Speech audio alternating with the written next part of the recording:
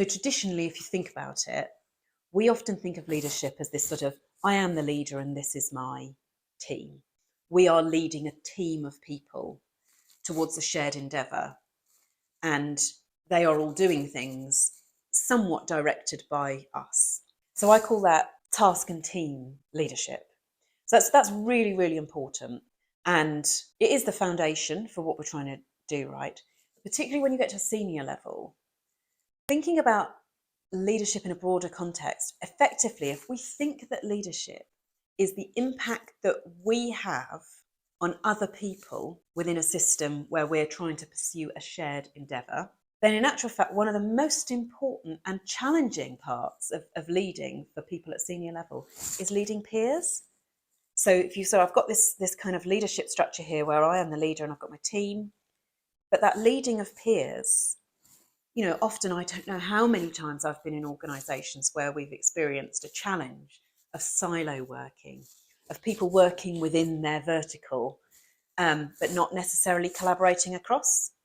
At best, this is sort of passive indifference. And at worst, actually, this can be quite competitive and quite unpleasant and difficult. And not because people are unpleasant and difficult, but just because actually there requires a level of awareness of how you can create collaboration and influence across, and it's your responsibility to do so. So that peer leadership is sort of the second direction. The third direction is leading our bosses. So, we've long had that phrase of sort of managing upwards, but I actually don't think of it that way either. I think this is an absolute two-way exchange, a collaboration between two people, two human beings who are trying to get something done. And so ultimately, I am thinking about leading upwards, not from the perspective of as they are higher in the hierarchy, they should be this way, they should be able to do this, they should have this viewpoint. Well, maybe they do and maybe they don't. But the question is, so what are we going to do to help? And how do we contribute, even in a world where our boss might not be everything that we might want them to be or wish them to be? Because in actual fact, we could be that boss for somebody else. So learning how to kind of, manage that part of leadership is so powerful. The fourth direction is stakeholders. So essentially, we've often got, multiple stakeholders involved in our system, in our world, particularly at a senior level. It could be, suppliers, it could be customers, it could be board members, it might be investors. There's just a whole set of different people who are not in our direct, perhaps organisational structure, but are still just other human beings who influence where we get resources from, where our priorities are, the culture and tone of an organisation, and we get the chance to kind of, take a leadership stance with those stakeholders as well. And then the fifth direction of leadership is self. So it's ourselves.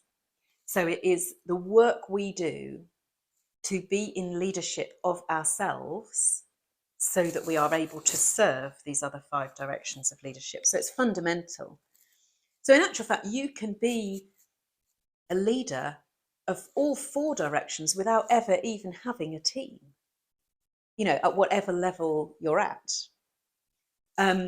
But especially when you have a team, being able to orient yourself towards these five directions makes a massive difference. Because actually, in my experience, with almost everyone I work with, their biggest challenge in leadership at a senior level is not with their team. They still have challenges there and they want to work on them. But actually, the biggest challenges sit in some of those other directions.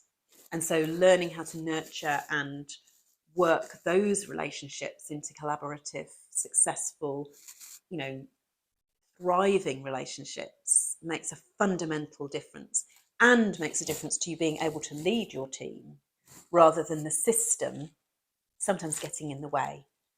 The system is, what is the system? The system is just a set of other human beings who are all, working towards that same shared endeavour ultimately. So that's what I mean by five-directional leadership. And we use that as an underpinning way of thinking about what leadership actually is